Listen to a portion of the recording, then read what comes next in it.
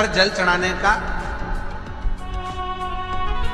जो भाव वर्णित किया जाता है कि हम शंकर को मंदिर में जाकर जल चढ़ाते हैं तो खड़े खड़े चढ़ाएं कि बैठकर चढ़ाएं। बहुत ध्यान देना साहब।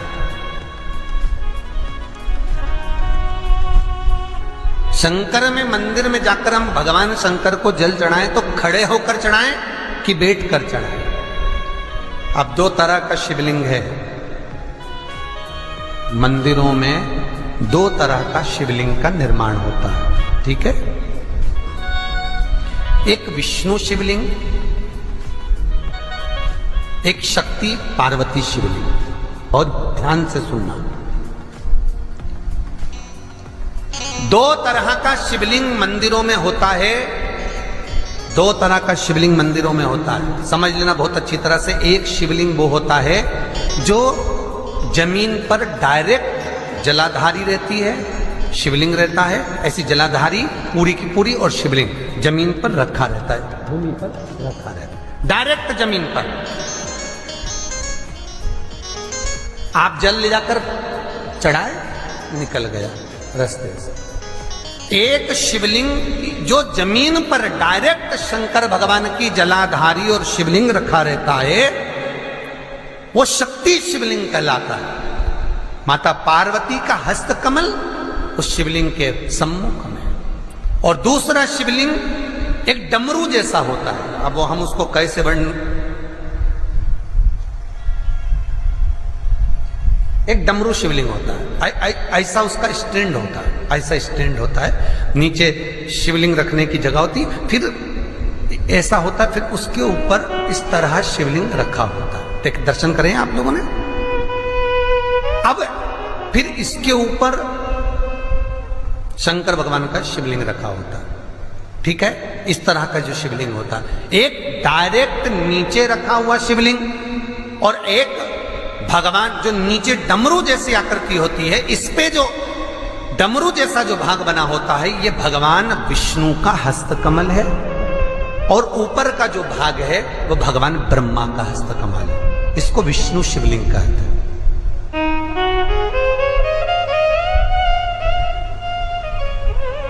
इसको हरीश्वर महादेव भी कहा जाता है। कौन सा महादेव कहते हैं? हरि सर्वेश्वर महादेव। हरीश्वर महादेव भी कहते हैं, हरि सर्वेश्वर भी कहते हैं।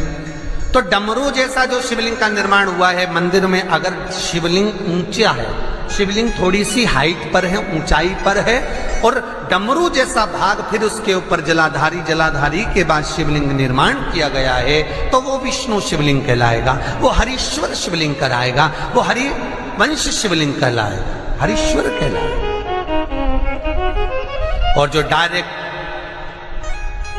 सीधे जो रखा हुआ है, 12 ज्योतिर्लिंग के अगर आप दर्शन करेंगे तो कहीं पर भी आपको विष्णु शिवलिंग नहीं मिलेगा, केवल एक नागेश्वर को छोड़कर।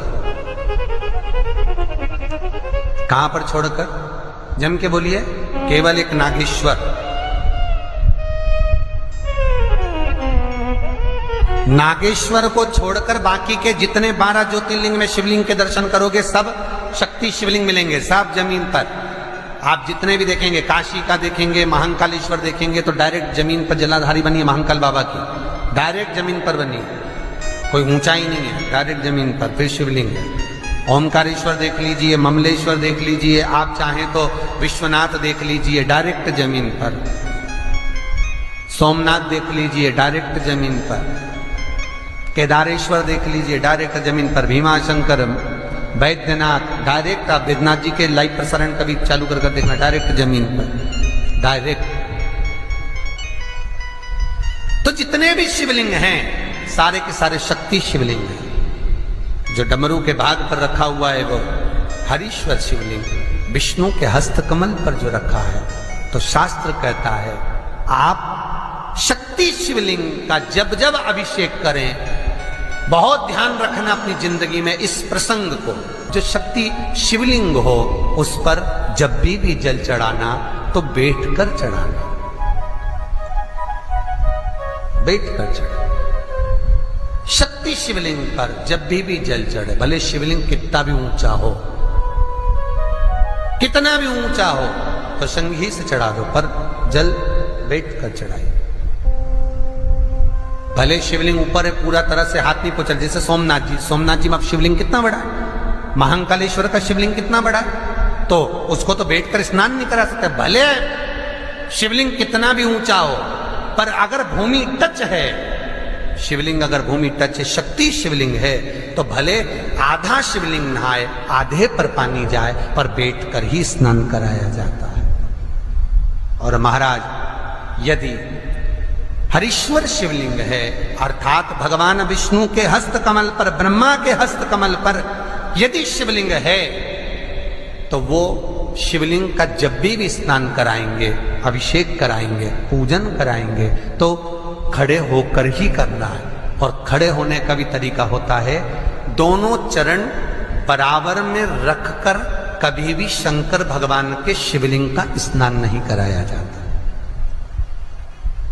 महाराज दोनों चरण बराबर रखकर, अगर हरीश्वर शिवलिंग है, किसी मंदिर में शंकर को जल चढ़ाने के लिए आप गए हो और शंकर को जल चढ़ा रहे हो, तो हरीश्वर अगर शिवलिंग है तो दोनों पांव बराबर रखकर नहीं, एक सीधा चरण थोड़ा सा आगे रखिए और उल्टा चरण थोड़ा सा पीछे रखकर भगवान शंकर का जलाभिषेक करने पर लक्ष्मी जैसे अपने चरण रहते हैं, भगवान शंकर उसी तरह से लक्ष्मी को दौड़ाते हुए अपने घर में प्रवेश करा।